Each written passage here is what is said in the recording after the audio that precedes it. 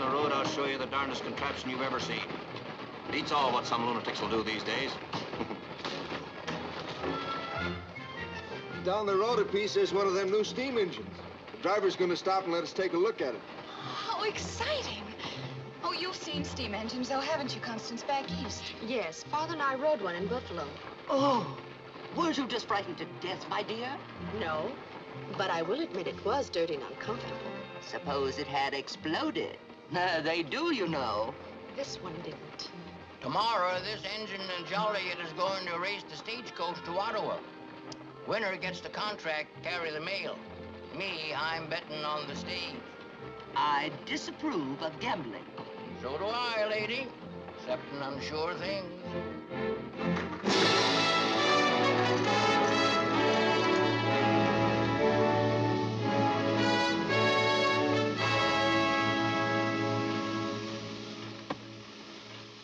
5 minutes to rest your eyes on a device that will surely prove that a fool needs money is soon parted. Don't get too close. Them dang things blow up right frequent like. Hey, what's our boomer master mechanic doing on this wheezy old tea kettle? Where's your engineer? The only throttle puller I got's on sick leave. You got her hot? I got enough putty up to bust her dome off. Is it liable to explode? It's hissing like a snake. It's just steam escaping.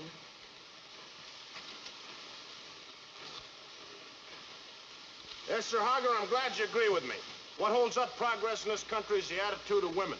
They're all so naturally timid they won't accept anything new, and that stifles progress. It's a wonder to me that men get anywhere, women being what they are. Women won't ride on trains. Why? Because they're nude, so they won't let their husbands ride them, and they won't let their husbands invest in railroads. That holds back the progress of the whole nation. A wonder to me that men ever got past the ox cart stage of transportation. What with women always yapping at them, it's news, so it must be dangerous. I tell you, Hager, that when... I beg your pardon, sir. Huh? I was not eavesdropping, but I could not help overhearing your, shall I say, somewhat childish discourse. If women are so timid, how did civilization get this far west? Do you suppose the early settlers would have come if their women didn't uproot their homes and climb into wagons to traverse 1,000 miles of country infested by warlike Indians? You may have a point there. I never thought of that. I suggest you read early American history with a less biased eye, Mr. Loomis. Reed Loomis, ma'am. Chief engineer of the Chicago and Rock Island. And if I may have the... Constance Strong. And this is Miss Annabelle Marsh. Charm. Mr. Hager McCoy, our master mechanic. Forward for the stagecoach. May I say it's been unusual to hear such brilliant and logical argument come from such a pretty young lady. I look forward to continuing our debate. We must be going. She sure rustled her bustle at him. I presume you'll be stopping at the Joliet house. We can resume our talks there later. Hardly. I shouldn't have spoken, of course, but your views irritated me. However, the matter's ended. But you're not going to leave me an anti-feminist. And just when I was beginning to change my views on women. Now, if we were both men, we could debate the subject until one of us had convinced the other. Any further conversation's impossible.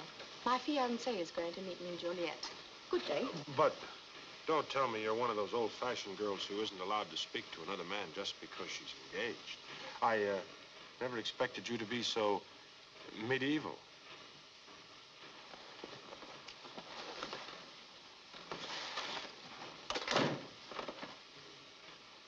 The Joliet house. After dinner this evening. 8? 8.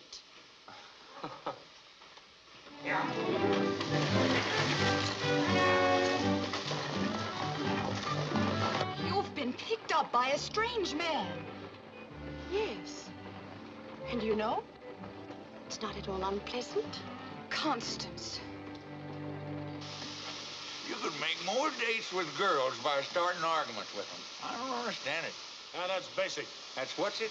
You can figure out people's motives that way. For instance, the stagecoach people have evil motives against us. Well, we're going to beat them to Ottawa. Easy. Well, unless they manage an accident for us.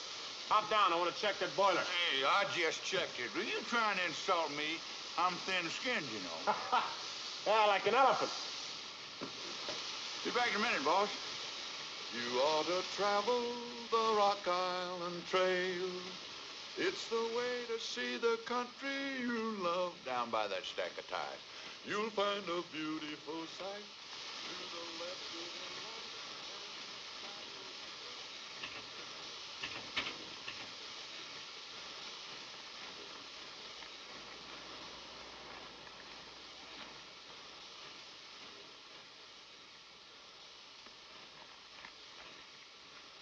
Now, let's sum up like the lawyer fellas say. You want to give me $500 to see that the engine busts down and don't beat the stagecoach to Ottawa.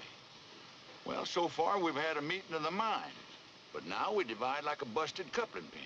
I say pay now, and you say you'll pay later. Gentlemen, it just ain't no deal. I'm a man that operates best with barrelhead cash. I don't operate with that tomorrow money at all. It ain't spendable. Give him the money.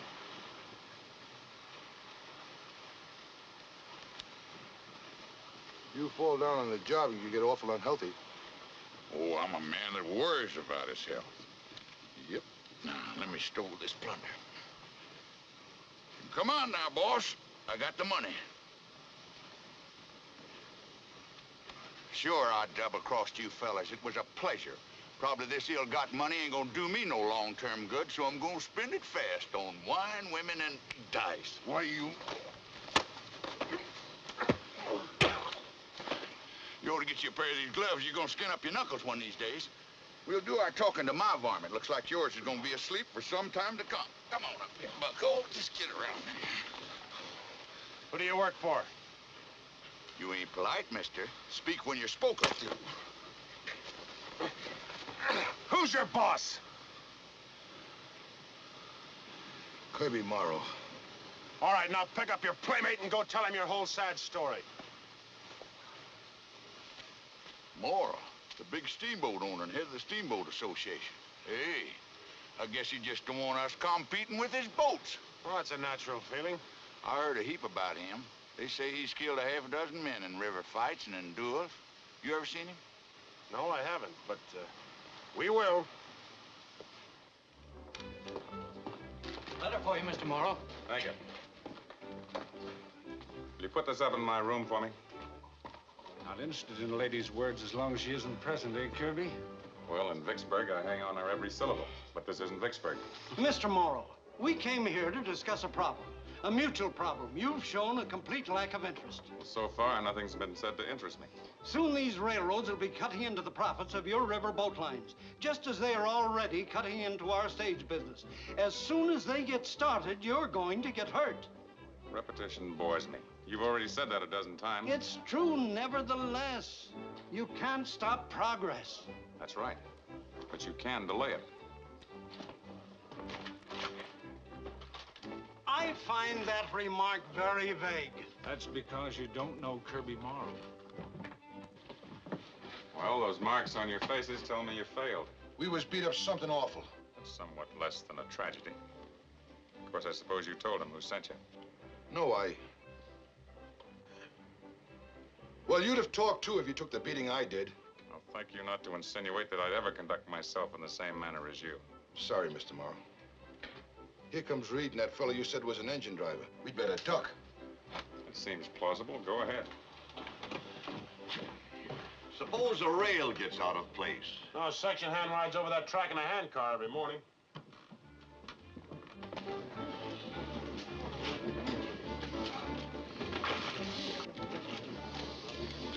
Good old beef and garden green soup. I'm for a bowl of that after I've had several appetizers. Large whiskey smothered in 2 drops of water. Ale. Same for me.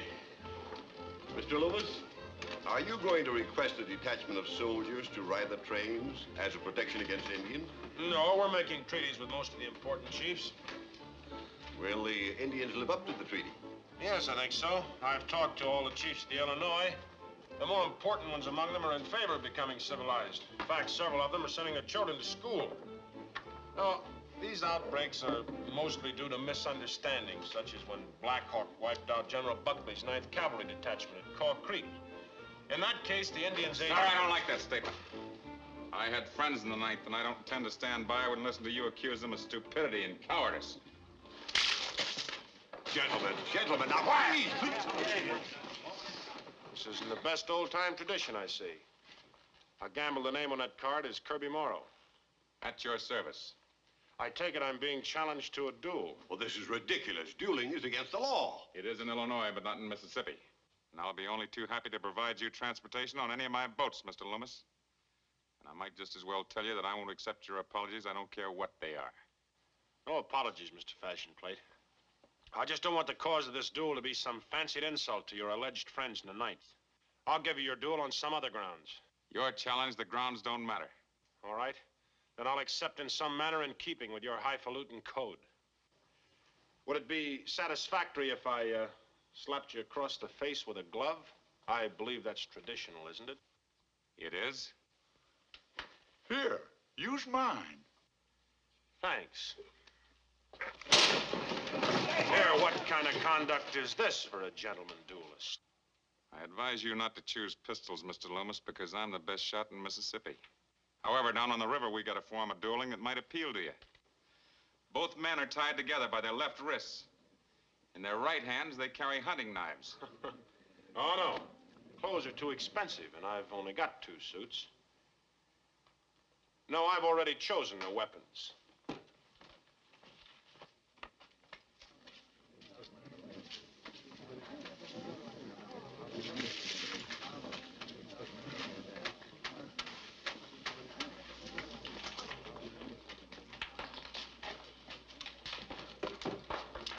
This is ridiculous. Dueling is ridiculous.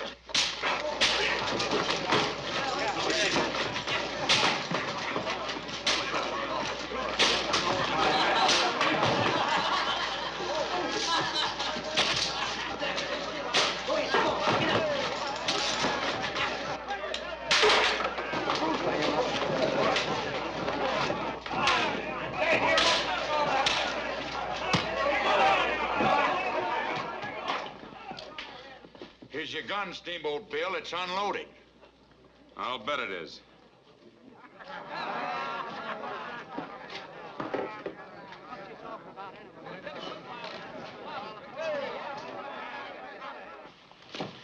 Why, Kirby, whatever happened to you?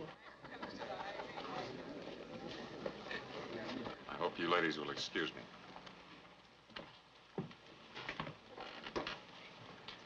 You, know the gentleman, Miss Strong?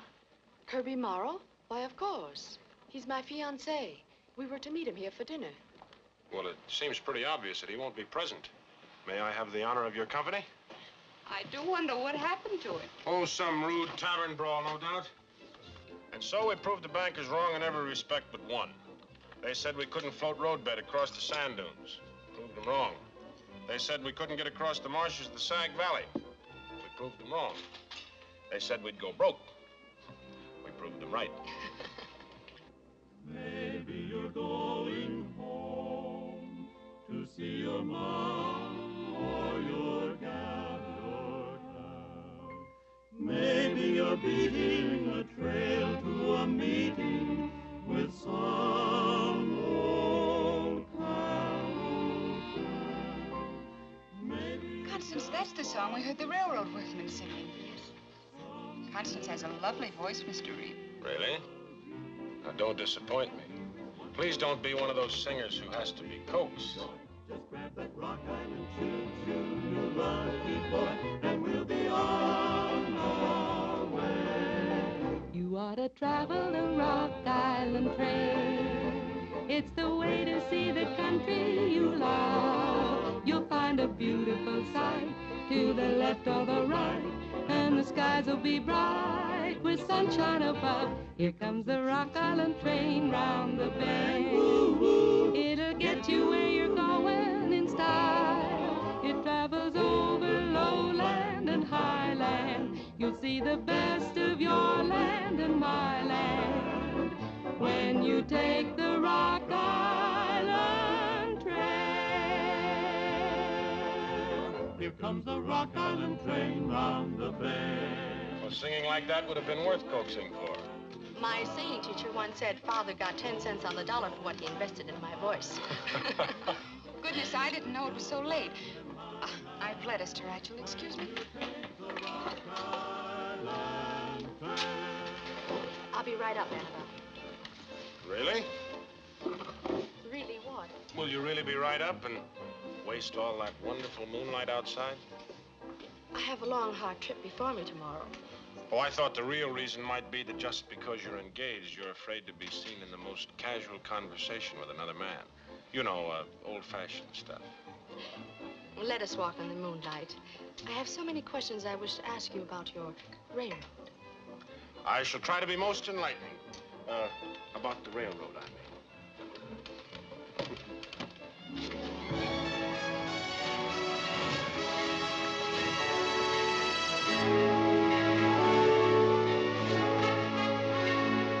Constance, I'm surprised that you still prefer the stagecoach.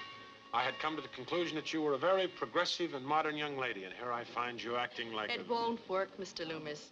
You can stop trying to maneuver me by playing on my vanity. I had already made preparations to go by stage, so I'm going by stage even though you pretend to think that I'm old-fashioned. Well, I'll wait for you in Ottawa. Ladies, will you pardon us a minute, Annabelle? Of course. I'll walk down along the train. Constance, I don't want you to talk to that man. I'm not in the habit of taking orders, Kirby. Well, I'm not in the habit of being played for a fool, so I'm afraid I'll have to insist.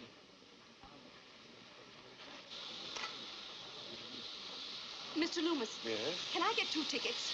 By a strange coincidence, I happen to have 2 tickets in my pocket. Let's get Annabelle.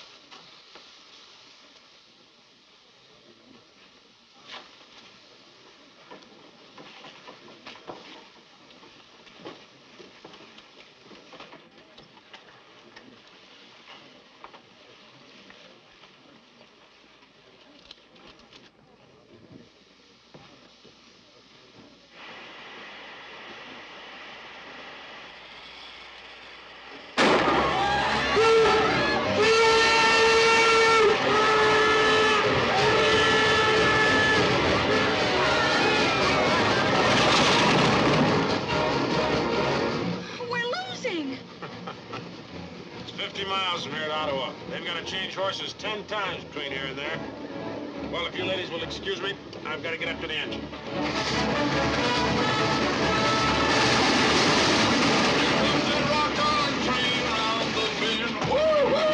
She's getting there. She's Bogging down the main line and singing like a birdie. Hey, fella, you ask for work when you come, bend your back. Pete, here goes to my new invention.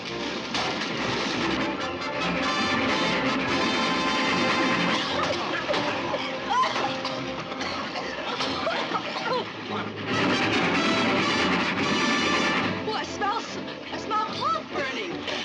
It's my hat, madam, but it's out now. That's a waste of lard. I'm gonna beat that stagecoach if I have to use up all the hog fat in Illinois. We'll be in Ottawa an hour ahead of them. Cousins, I'm gonna make it 2 hours if I have to tie down the safety valve. Here comes the rockin' sailor in the bed. It's getting stronger.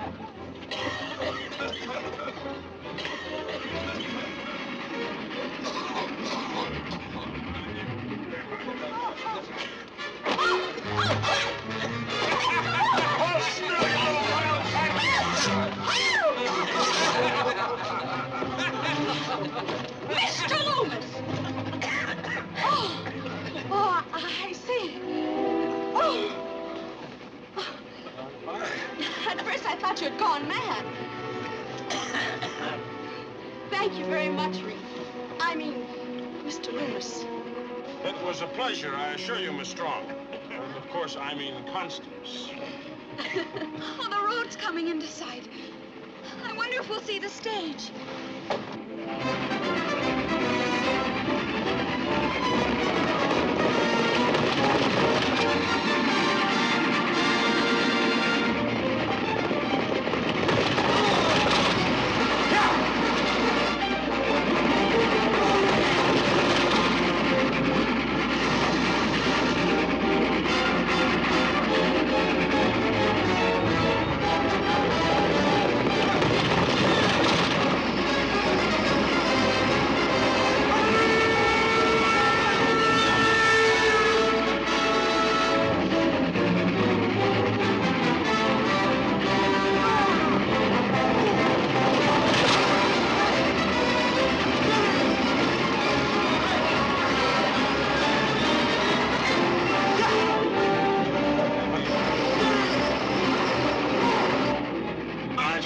you didn't ride the stage.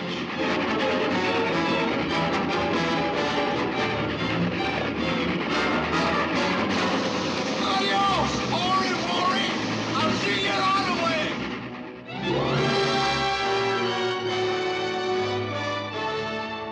Pick up the train!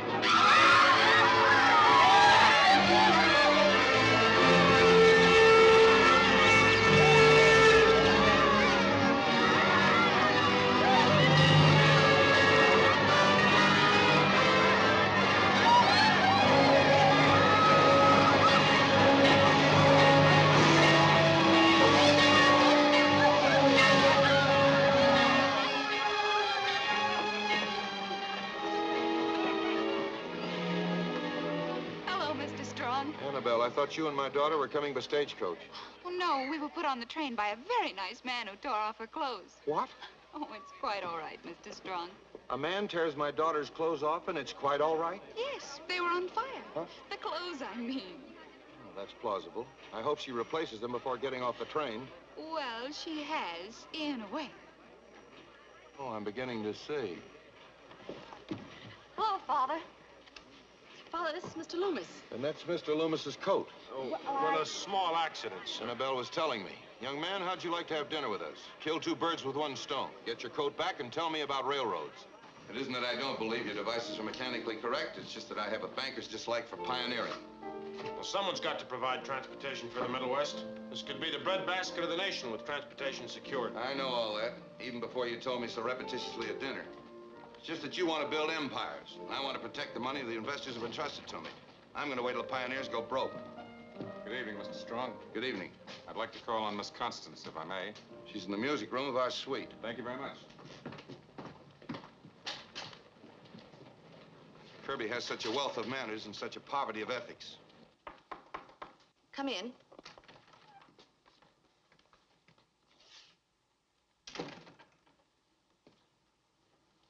Well, you know why I'm here. I feel sure I do. But you were never one for avoiding issues, Kirby. Put it into words. Well, I'm trying to find some kind of an explanation for your behavior. The explanation's in that little box on the table.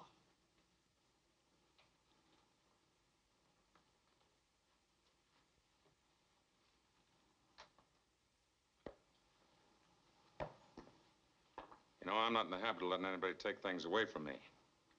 Things, Kirby? That's the trouble. You regard things and people as the same. They're not. I'd hope this could be friendly. I'm also not in the habit of being friendly at the same time I'm being made a fool of. But this isn't final, Constance. Good night.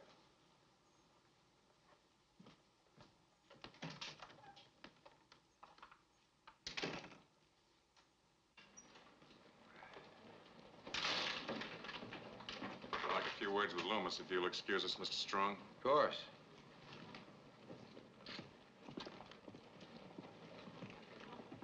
Loomis, the sheriff called on me today, and he left no doubt in my mind what his actions would be if I caused you any further trouble or if any harm came to you. So I presume you took your troubles to him. No, I didn't. But, you go right on thinking anything that'll make you happy. Oh, I won't attack you.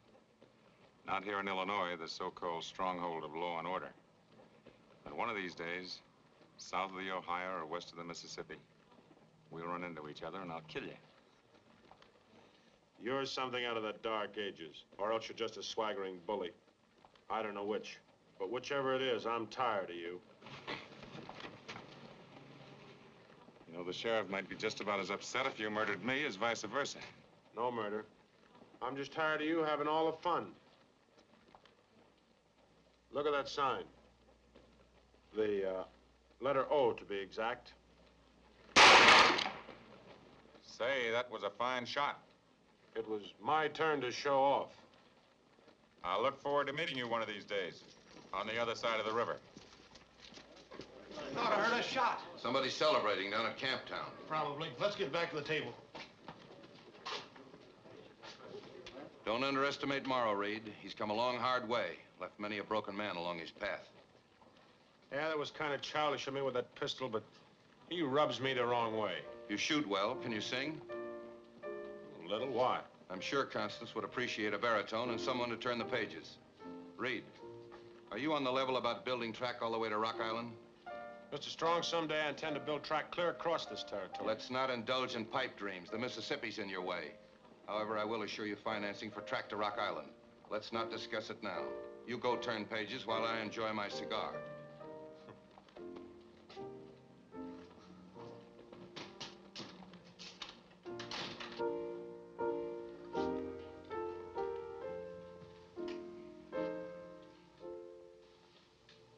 So, Fine Feathers Morrow got his lance broken, huh?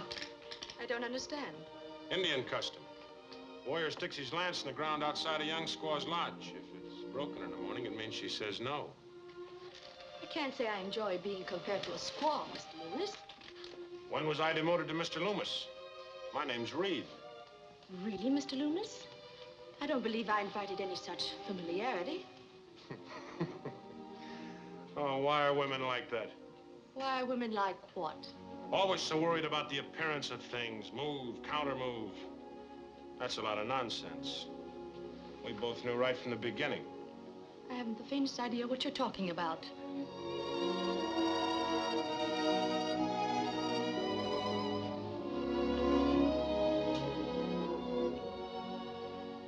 I knew right from the beginning.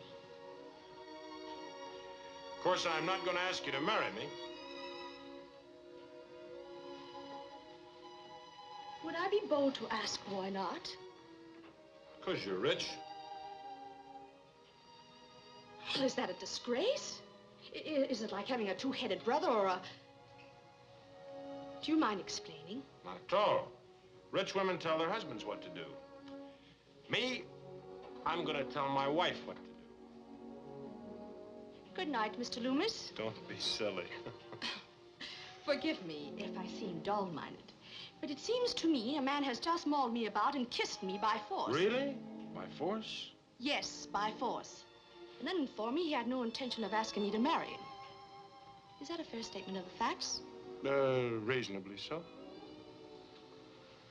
Good night, Mr. Loomis. But, you overlooked a very simple solution.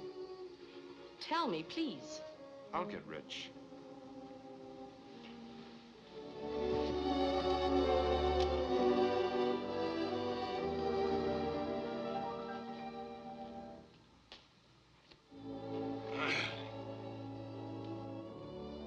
Father, you won't marry me.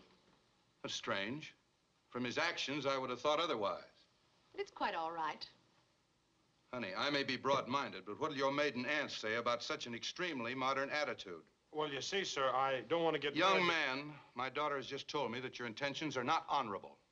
Personally, I don't care much about a man's intentions. Because in the end, a woman always gets her way. Well, I just don't want to be anybody's poor relation. Father, tell him he's crazy. I can't do that, honey. He's quite sane. Never heard any girl to wait until a man made a little money. Smoke? No, thank you, sir. I don't suppose it'll bother you folks too much if I take a little stroll on the veranda.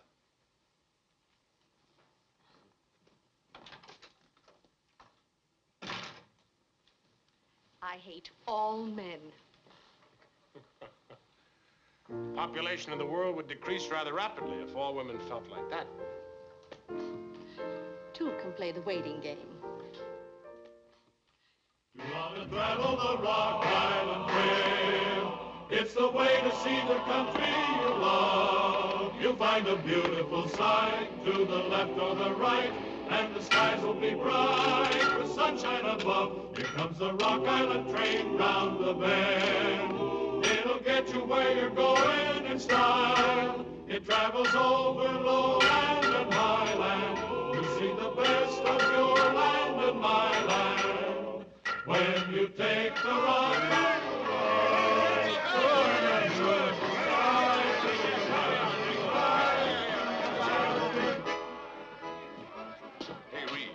Reed. Huh? What is it? You better get over to the mess hall. Somebody's smuggling a barrel of whiskey. Got any idea who did it? Just as good an idea as you got, them steamboat people. That big Thai lawyer, Barton, he's at the head of it. I didn't like his looks when you hired him. All right, let's go.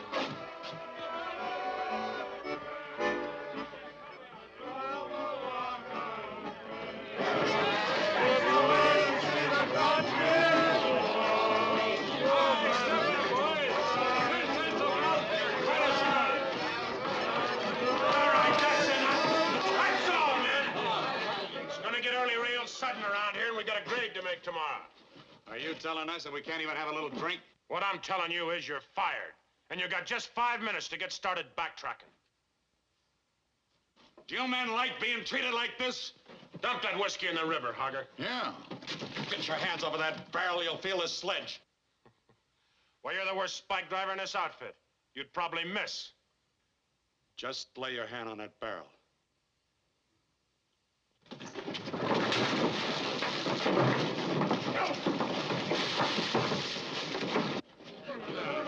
ought to find a whiskey with water. This man wants water.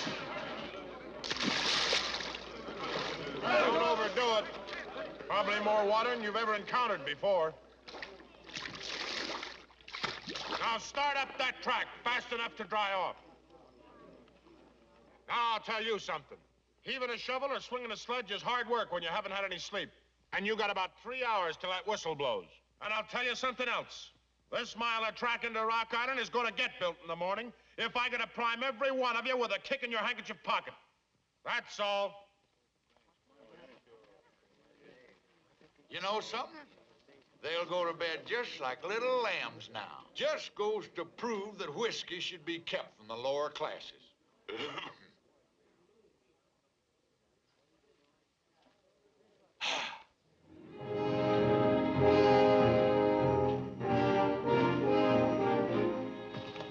Thank you, Martin. Are you Mr. Strong? That's right. Where to, sir? End of track. And the young lady too, sir? Unless your hearing is poor, I said end of track. Yes, sir. We're due to leave immediately. I'll get your bags aboard. Man's right. End of track is no place for a woman. Where I'll be the only woman. There's a possibility of Indian trouble. I admit the possibility's remote, but I still say You've said it before, and I've said I want to be on the first train into Rock Island. You think Rock Island and end of track is going to be the same by the time this train gets there? Reed made a contract for the 17th of this month. Tomorrow's the 17th. Well, that's what I call faith. He's had labor trouble, you know. I know. And also I know Reed. All aboard! Just a minute, conductor. You'll have to hold the train. Hold the train? Young man, this train is due to leave here right now, and it's going to leave. These are orders from the War Department. You are to await the arrival of the train from the east to pick up a very important passenger for end of track. Well, no, I don't know that I'm going to do that. Well, I know. Well, all right. If this is not a military secret, might I inquire as to who this important passenger is? It's not a military secret, sir, but as a matter of fact, I don't know.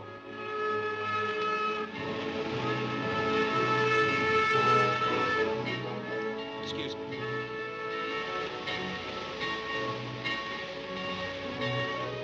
Probably some political bigwig on a junk to the construction camp. So he can go back to Washington and advise against helping the railroads.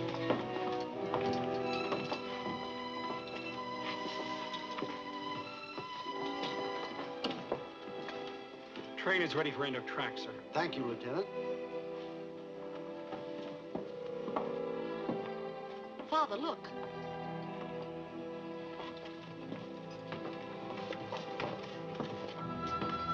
Tickets for both these ladies for end of track. End of track, sir.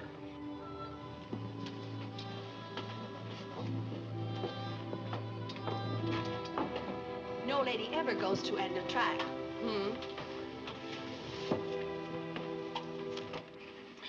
Taisez-vous, Annette. Oh, mademoiselle, je suis très désolée. Je serai fait parce que je sais que les Indiens vont me tendre les cheveux. The maid's afraid she's going to be scalped by Indians. Je ne reverrai plus jamais la France. Je serai vendue par les sauvages, les Indiens rouges. Ne sois pas ridicule, Annette. Je suis un Indien moi-même. What's that? Je suis désolée de vous avoir interrompu, mais vous m'avez tant surpris. Do you mind letting me in on this? I don't speak French. You heard correctly. I am an Indian. Oh, now, really? It quite startles so many people. But French, and your English is so perfect. Thank you. But it's not nearly so perfect as my grandfather's. And, he did not start studying until he was over 60. Who is your grandfather? Kyoka. The peacemaker? Well, he became known as that after he began leading the tribes toward peace and civilization. Oh, I'm beginning to understand why the Army was so concerned about your welfare. May I ask one more impertinent question? Where did you get that gown? Oh, Henri VOSE, in Paris. Father, in short order, you're going to be stuck for a trip to Paris.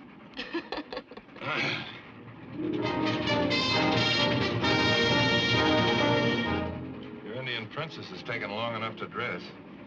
I'll bet she's gonna knock your eyes out with another Paris creation. Prepare yourself for a shock, Father. Well, young lady, for the first time, I really believe you're an Indian. It's beautiful. Thank you.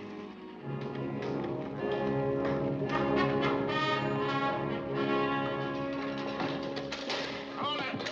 Looks like we made it, men. Anybody got a headache? Mr. Loomis? Yes? I'm the mayor of Rock Island. I suppose when this first train arrives, you'll be able to keep the celebration quiet until I can make my speech. Well, I don't know. Looks like you're gonna have some fireworks with this celebration. Get your rifles, you men.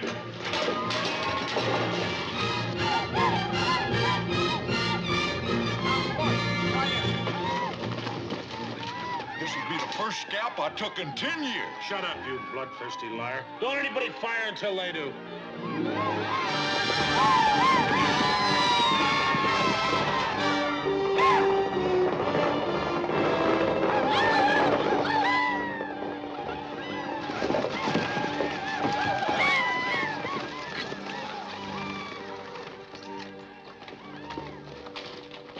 How'd he do? What's all the show about? I don't know. I was told to guide these Indians down to end a track and meet some big chief or something. Guiding Indians ain't the brightest thing I ever heard of. You got a drink? No whiskey allowed at end of track. Mister, I recognize this man from Fort Des Moines. He was never farther away from whiskey than one big jump. You got me mixed up with my brother, soldier. We're the spitting image each other. He spits a little further than I do. Would you want me to tell how and why you or your brother happened to leave Fort Des Moines? Come on with me, but you don't have to talk so blame loud.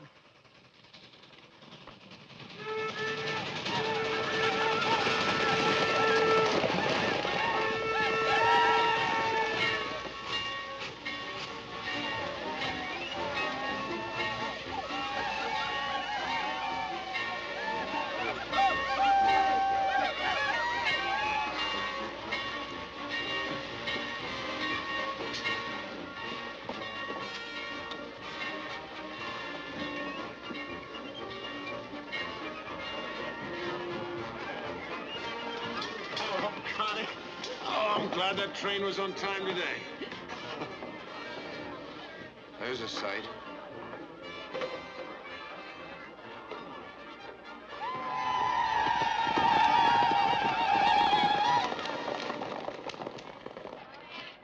There's nothing to be frightened of, Annette. Oh, I'm no longer afraid, mademoiselle. I see. Au revoir. I'm quite sure I will be well protected. I have no fear. Mais oui? Huh? I will teach you the French, n'est-ce pas? Gee. Get up.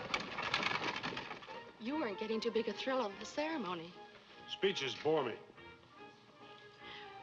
Father says the contracting of freight exceeds all expectations. He says in short order you're going to be wealthy. Does he? He also says if you don't give up the idea of bridging the Mississippi, you and the road could wind up in bankruptcy. Reed, stop looking at the river. Does that blamed old bridge mean so much to you? Constance, half the United States lays on the other side of that river. I could recite all these arguments in my sleep. I have, in fact.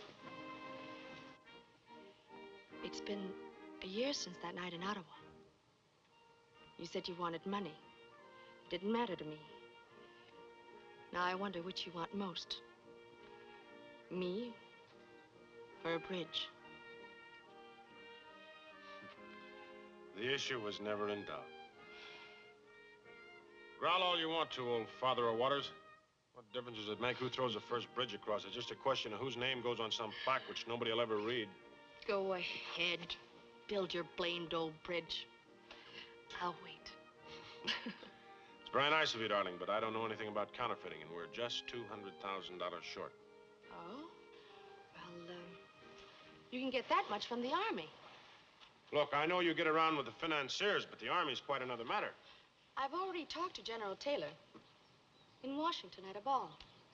We danced 11 straight dances together. Next morning, we went riding, and that afternoon at tea... Just a moment. How big is this General Taylor? As big as you are. Oh? And he's 65 years old. I got him all excited about the bridge. He thinks it's badly needed by the Army.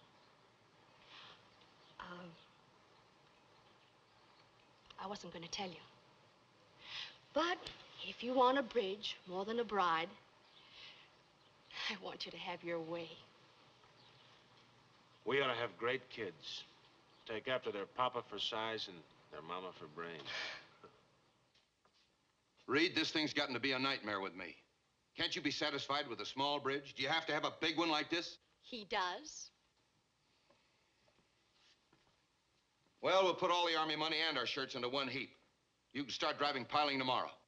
Did yesterday. Now, you see why I'm so mad about him? Yeah, and I can understand why people get mad at him.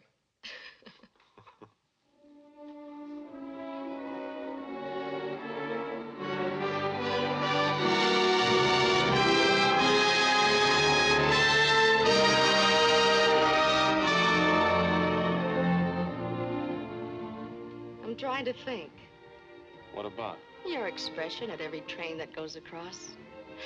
I think the best description is he looks like an idiot with a slingshot who's just found a deserted house with all its windows unbroken. Well, it does give me a kick, honey. I wish I could make your eyes light up like that.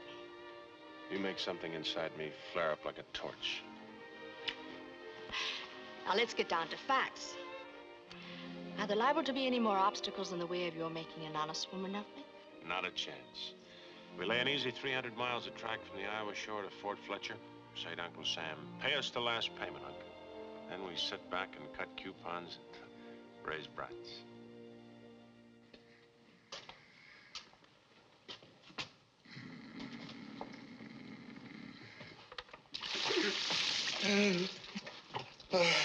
It was 9:30, bucko.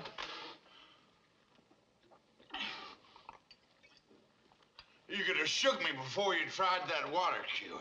When you've been on the grog, shaking never works. Let me relax. I gotta get over this shock. Well, you said you had to go to work. I'll make it. I won't like it, but I'll make it. Oh, Mr. Morrow. Yes? Here's the manifest on the Princess. 100 barrels of resin, 200 barrels of turpentine, and 70 bales of cotton. I hate to ask for insurance on the cargo. It has the makings of such a fine fire. Well, we're not insuring either cargo or a vessel. It's worth a lot of money, and in view of the fact Look, that... we're shooting for much higher stakes than a vessel and a cargo. So I don't want any insurance investigators coal-nosing around. Well, they might get the impression that the Princess was set on fire deliberately.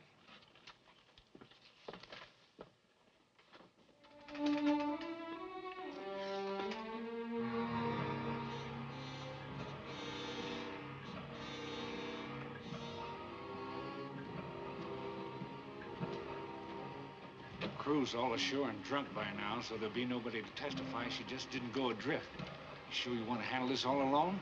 Sure, I'm sure. Then I know it'll be done right.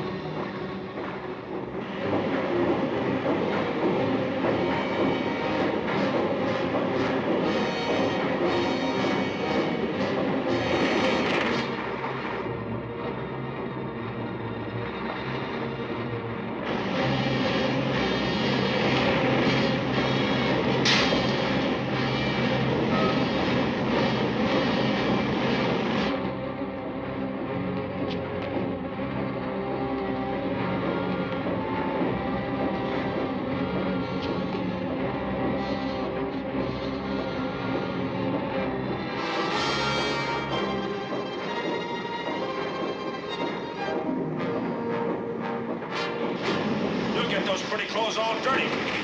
You're aboard my ship, Loomis. Pointing that pistol at me makes you a pirate, and they hang pirates on the river. Well, I don't know what they do, the bridge burners, but we won't find out. Start topside. We're changing course.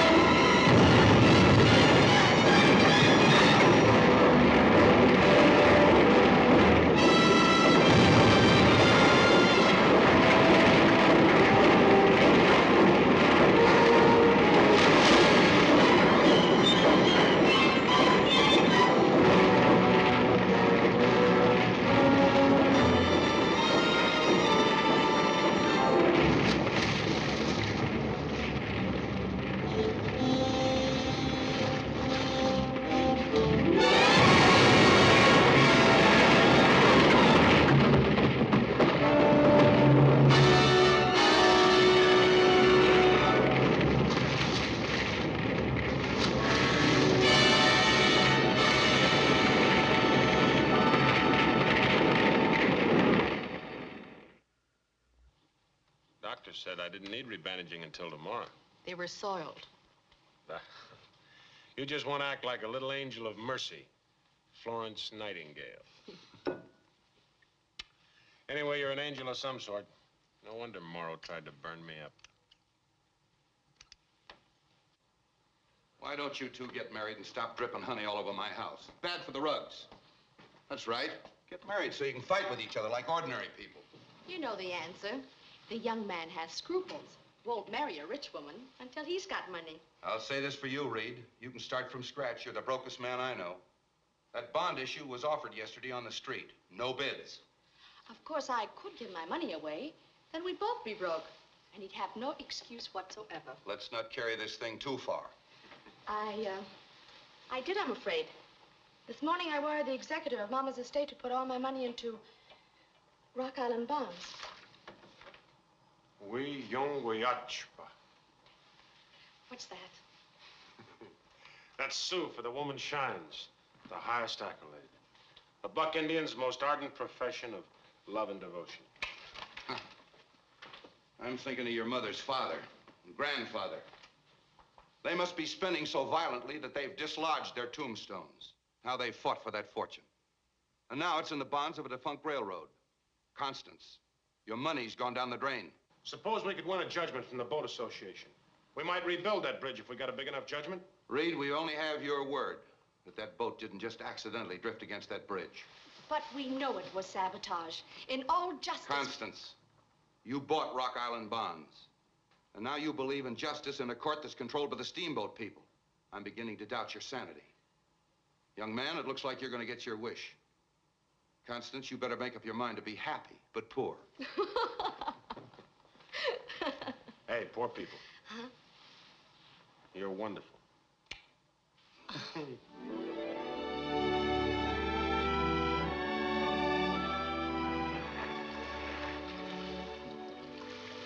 Well, there it is. I want to tell you, sir, that every big city lawyer's refused this case on the grounds that we lack sufficient evidence. The board of directors thinks I'm foolish to bring it to a small-town lawyer, huh? Well, no, that's right.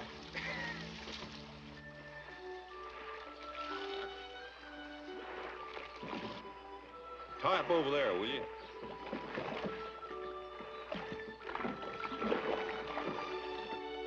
Hey, son. Yeah? From that hair and the freckles on your face, I'd say you're one of the Tanner brood. Some kind of relation to old man Springtime Tanner? Yeah, he's my grandpa. I'm Stinky Tanner. Well, you sure wear the family marks. I'm Abe Lincoln. Pleased to make your acquaintance, Stinky.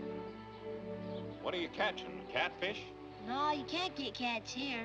They don't like the current. You get bass and bream here. Over there where there's no current, you get cats. Over there where the boat burnt down the bridge. Now, if you want some big Hold on a minute, cats... son. I see you got an extra pole. You'll excuse me, Mr. Loomis. I'm going fishing. Well, but Mr. Lincoln, It's been my experience that a fellow who's all puzzled up gets unpuzzled when he goes fishing. Bye, Mr. Loomis. And to resume, Your Honor, we have proven beyond the shadow of a doubt that this was an accident and not actionable at law. The Princess broke loose from her moorings and drifted down against the bridge. Now, in closing, I should also like to point out to Your Honor that the opposing counsel, Mr. Lincoln, has not asked one single question in cross-examination of our many expert witnesses. My case rests. Well, Mr. Lincoln, if the court please, I should like to call an expert witness. An expert witness on the currents and cross-currents of the Mississippi River at Rock Island. We've had so many experts. Well, I'm sure the jury will wish to hear this expert witness. I intend to prove that the Mississippi Princess did not drift against the bridge, but was deliberately steered across the current. Very well. I wish to call Mr. Stinky Tanner.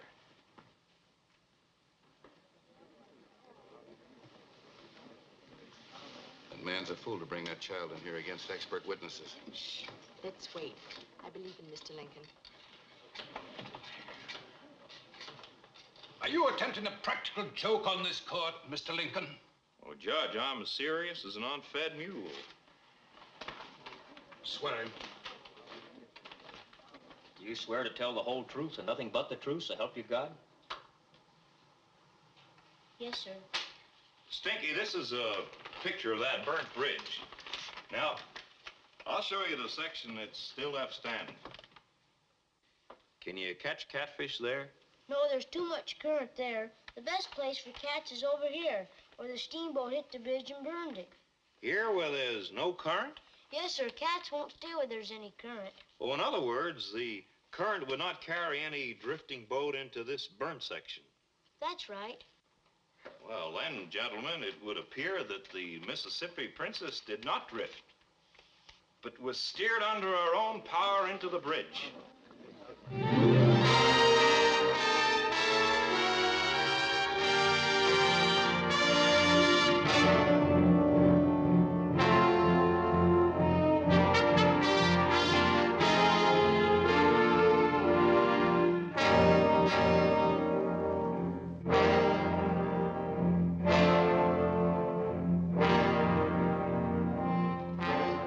Take a hand, Hogger?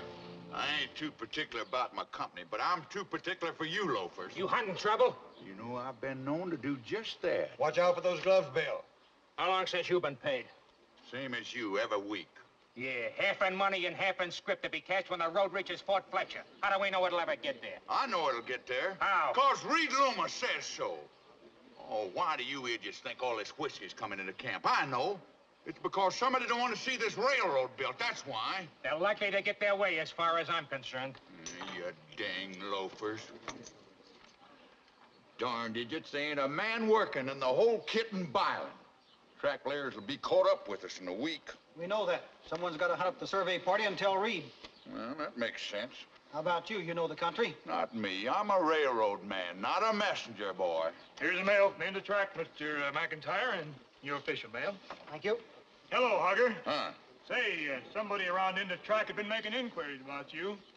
Want to know if you're the same McCoy that used to be down at Fort Des Moines. I ain't never been near Fort Des Moines. Get me a horse and some accoutrements, and I'll go find Reed.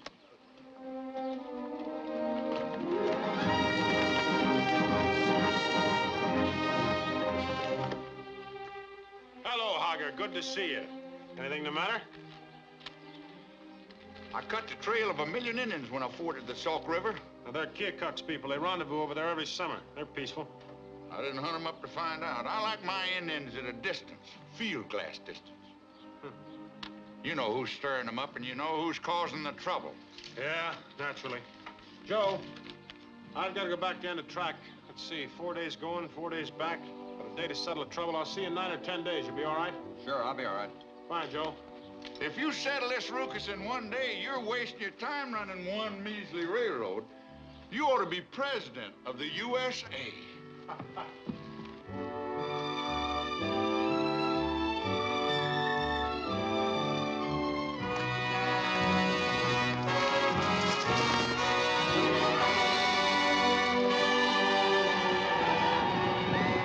Looks like somebody's trying to commit murder.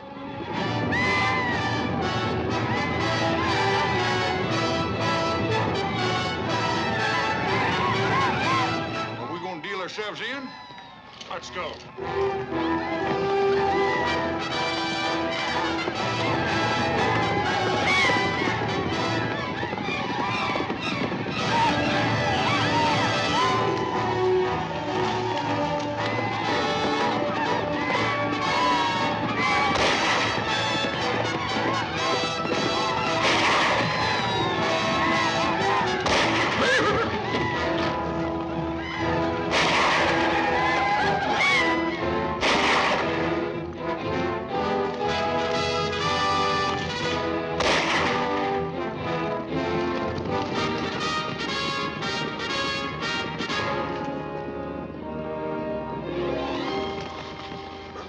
Here comes a couple more. Don't shoot.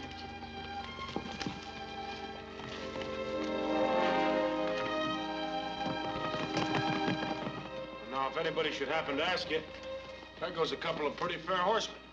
We're not in the habit of leaving our wounded to the enemy.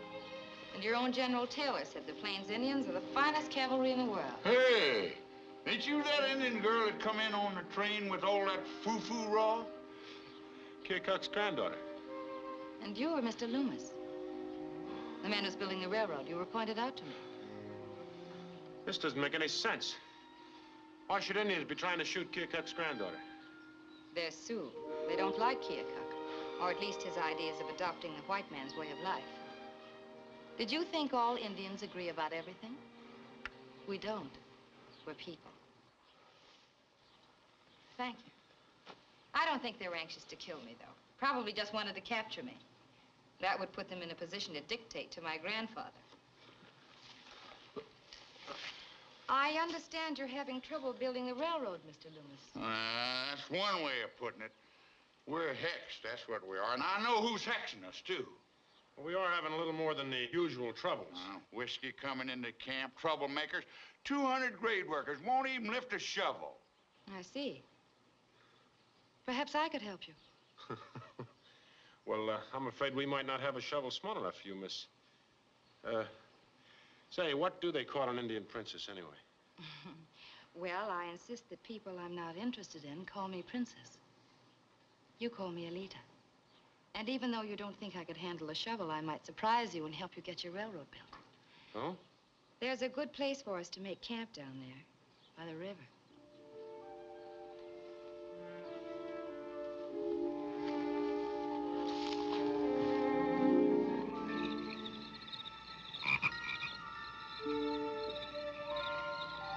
Down here.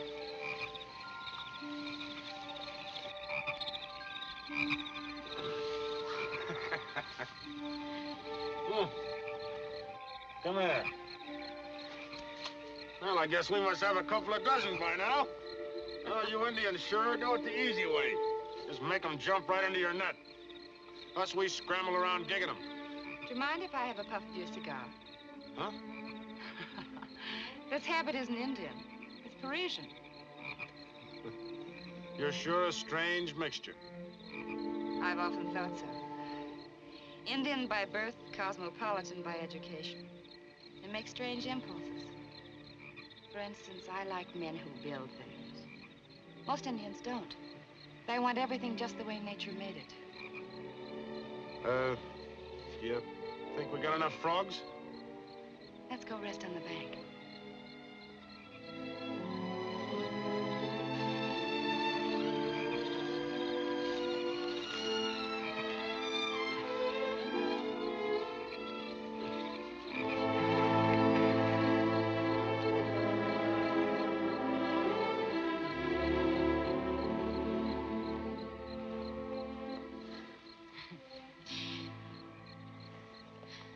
You don't rise to the bait, Reed. The conversational bait didn't work, so I thought I'd try proximity. What's her name? Whose name? Don't be ordinary. Constance. I hate her. If I had her out in the plains, I'd swing her scalp from the ridgepole of my teepee. First, of course, killing her by a process involving burning splinters, which takes many days. You look so sweet and sound so bloodthirsty. Well, at least that's what I would have done before I went to school.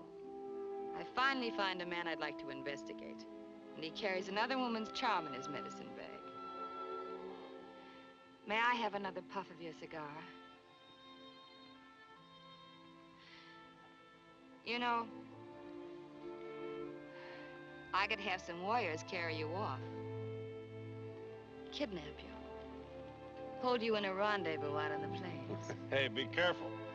You make me nervous. Of course. Because you're not sure I'm joking. You must be. Maybe. Let's go back to camp. Yeah.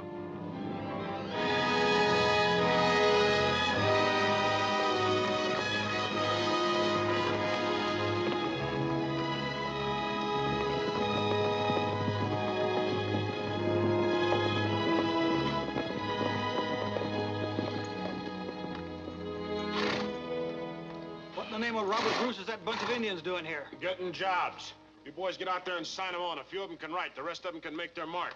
Indians working with pick and shovel. It's unheard of. The ones in front can speak English. They'll interpret for the rest. Get going, boys. Let's get some grade made.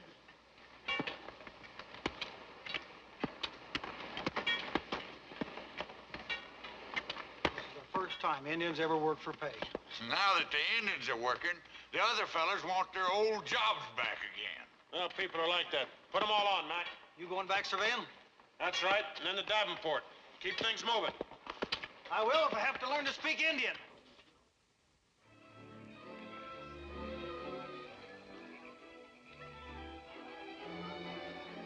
You're a calloused cur. You calloused cur. What do you want me to do? Break my arm to prove that I love you? I may save you the trouble. Only a callous cur would leave a woman as attractive as me to talk to some moldy businessman. You calloused cur. You said that before. Mm-hmm. I grow repetitious in my spinsterhood.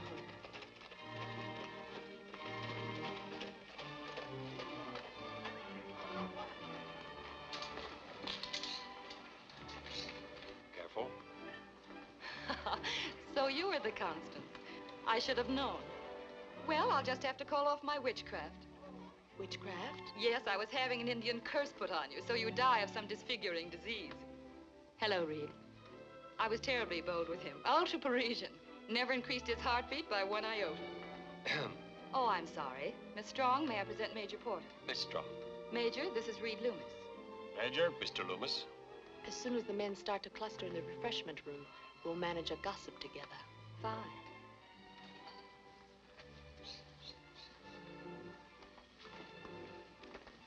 So you're a one-woman man? Well, one woman at a time. What are you looking for? Something to fracture your skull with. Or something with which to fracture your skull. I may as well be grammatical, even though I'm murderous. Honey, I have to go. I know. Logically, you have to go. But I want to be illogical. I'm a female. Ma. Come on.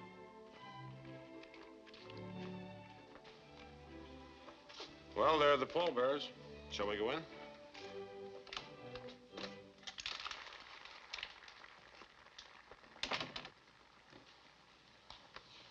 You gentlemen burying the nation because the stock market took a header? Looks bad. Take a look at these treasury reports.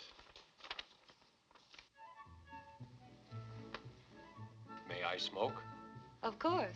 If it wouldn't shock everybody, I would myself.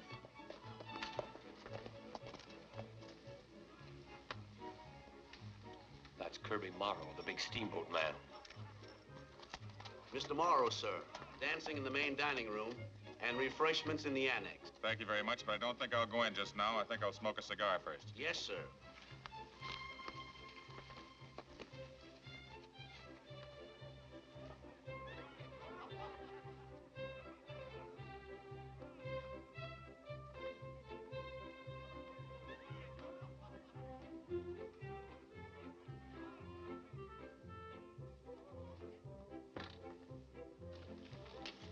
Good luck with your business meeting, Reed. Thanks. We'll need it.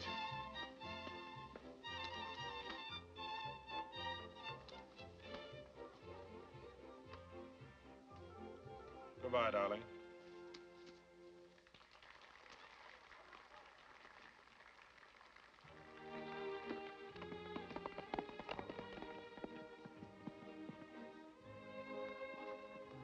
Will you get my horse, please? Yes, sir.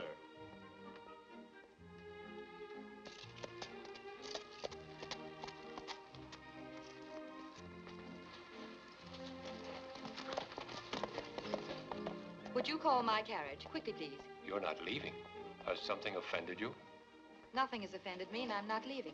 It's merely that I forgot to tell my coachman something. Paniasqua, Chiada. Oh, that language. I studied it. Couldn't make head or tail of it. No syntax. I dare say you think we Indians are an odd people, Major. You're right. We are. Shall we go inside?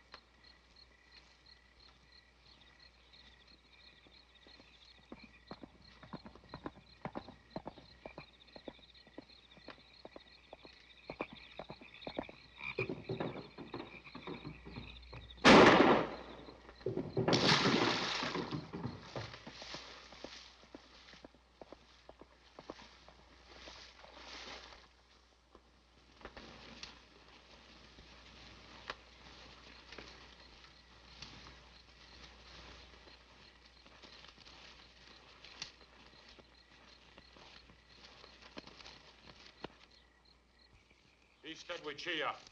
Here you go.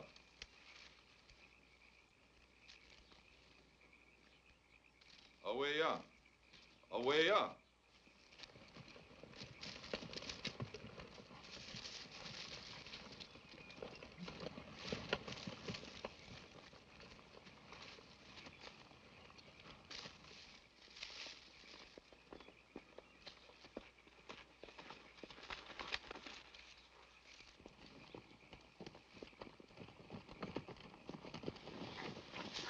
You dirty redskin. Well, your throat can't be cut if you can swear, old man. You've just been earmarked, or throat marked, rather. Well, I got away with your nice thoroughbred, Kirby. You're afoot. Of course, my horse could pack double, but I don't think you'd enjoy the company. However, it's only 12 miles to Davenport, and I don't think it's gonna rain. Those nice, new, shiny shoes ought to be real pleasant to walk in. Adios.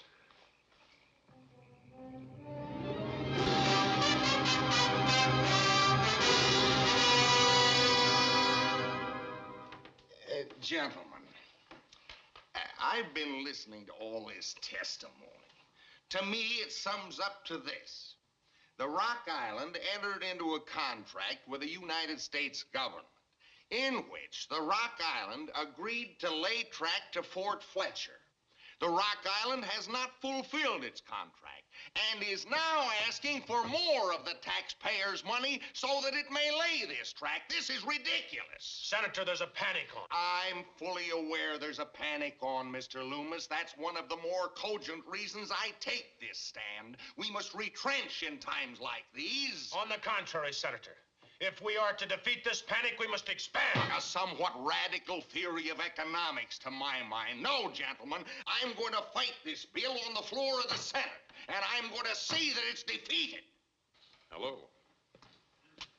Well, what's the matter, Constance? Aren't we speaking? Really, Kirby, let's not have good manners.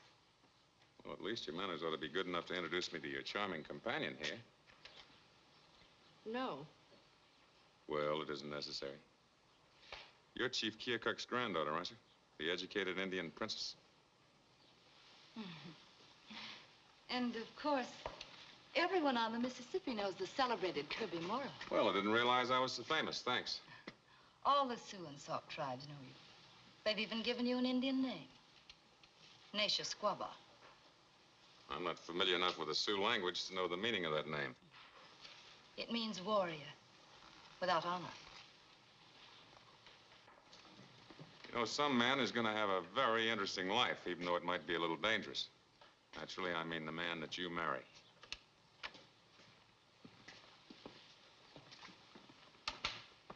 Well, did you get your money, Loomis? Why don't we just skip all the preliminaries and get right to the point? Would you like to step out on the lawn so I can beat your brains out? I don't believe so, thanks. And do you mind if I rush off and leave you in bad company? Alone?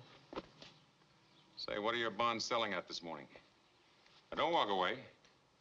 I'm interested. I've been buying those bonds ever since the crash. That makes me one of your investors, so I feel I'm entitled to a little of your advice. What should I do with them? You'd never follow my advice. No, I guess not. You know, at first I thought I might use them for wallpaper in the salon on one of my boats. Then I thought it might be very interesting if you never got to Fort Fletcher. That might make me wind up owning a bankrupt railroad, but I'd be your employer. Well, I'll just carry a resignation around, all made out in advance for that day. But I won't mail it. I'll deliver it by hand.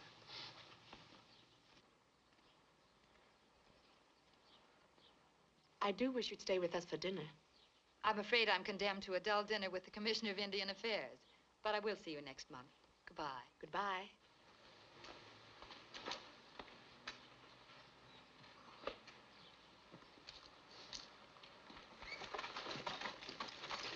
Mr. Morrow. Yes? I wish to satisfy my curiosity, Mr. Morrow. A couple of roughnecks tried to cut my throat, but they didn't quite get the job done. They were not roughnecks.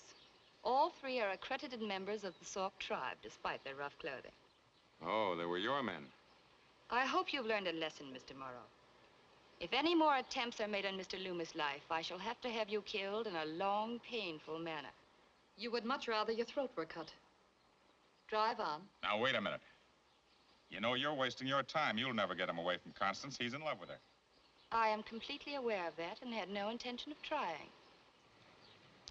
You know, I admire you. You're in love with him, and what I said was a body blow. You never even turned a hair, and your voice remained perfectly calm. You've got control. Of course. I'm an Indian, which means another thing. We make very sound friends and implacable enemies. Remember that. Driver?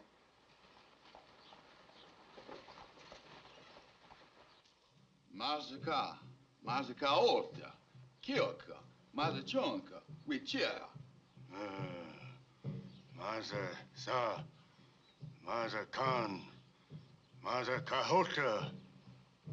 He says 50 rifles isn't enough. Tell him that's all I can get. The Army's watching all their guns west of the Mississippi like there was diamonds. Tell them there'll be plenty of rifles and a lot of ammunition on the train. Mazakan, we are chill Zapton. Hey, Anna.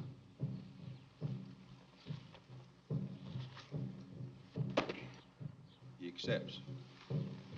Oshi, Ichu, Itu, Shani. that last he said? Said all white men are liars, and your word probably isn't any good. But he accepts because he figures this deal is to your advantage and you won't lie. You know, that Indian would do pretty good in the steamboat business the way he figures. Or any other business, for that matter.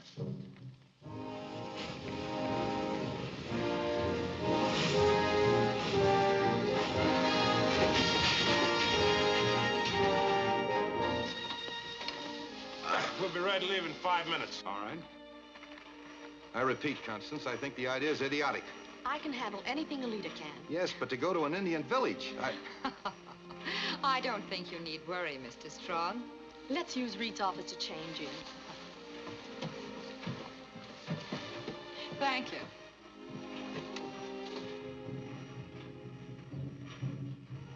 I tried to persuade her not to go out there, but I didn't have any luck. Neither did I.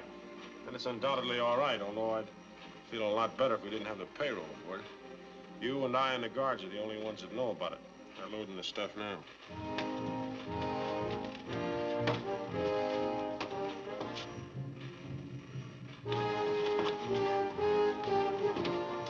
That's all that has to happen is for us to lose that payroll and cause more delay at end of track. As it is now, our arrival at Fort Fletcher and the termination of that Army contract is going to be the closest tie in history.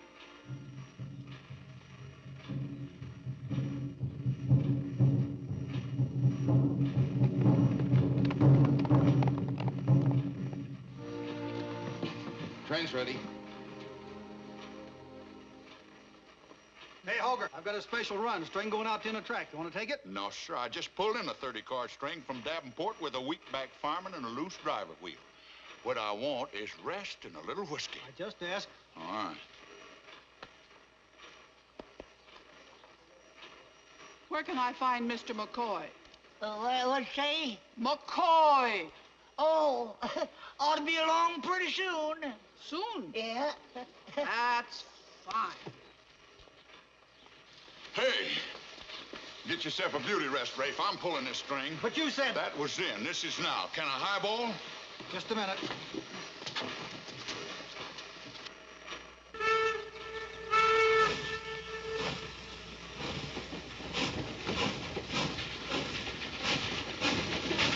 McCoy! Hugger McCoy! McCoy! What was that? That was the reason I left Fort Des Moines.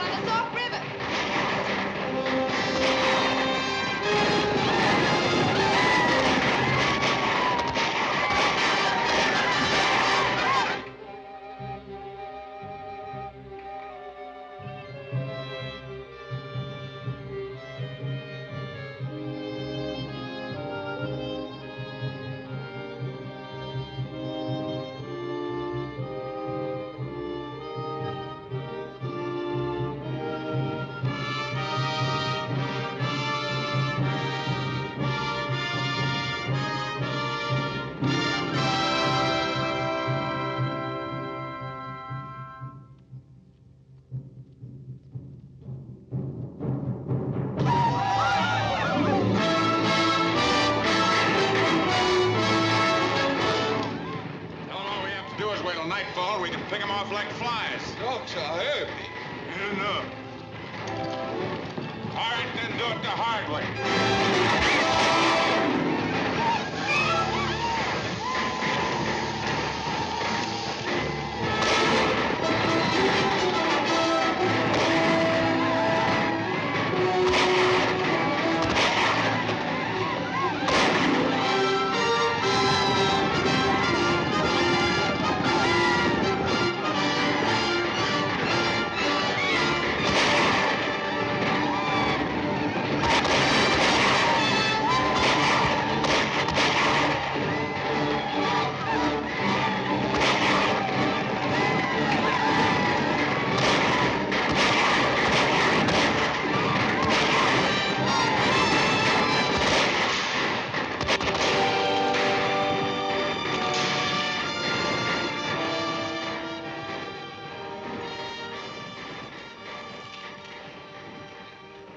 Honest, do you mind if I kiss your man?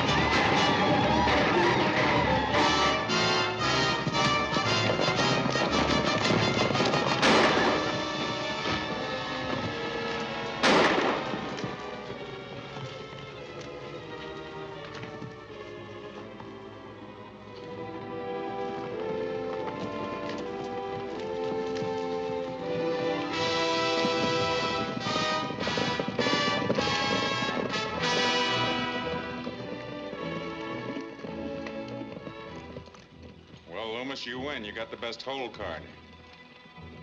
My granddaughter is dead. Go, Loomis. Now, wait a minute. You're wasting your time, Loomis.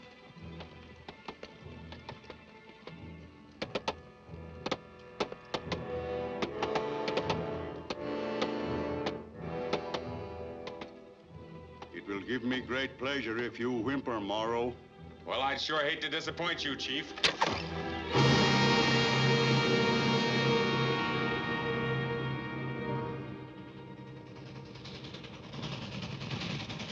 I now pronounce you man and wife. Kiss the bride. It was a long, tough job, but I finally got it done. Frankly, I didn't think we'd make it. But here we are, about to pull into Fort Fletcher, and we're solvent. Father-in-law, you know it's only 2,100 miles from Fort Fletcher to California? No, not again. You bankers are hard to convince. You'll live to see the day when this whole nation will be on wheels. When 1 billion tons of freight and millions of passengers will be moved every day. You see the best of your land and my land.